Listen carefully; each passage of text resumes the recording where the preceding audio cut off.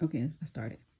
Hello, Dr. Paris Love here, Declutter Across America, somewhere in the DMV area. We are doing a basement, huge storage, and the homeowner has a lot of things that are here from her husband and from her dad.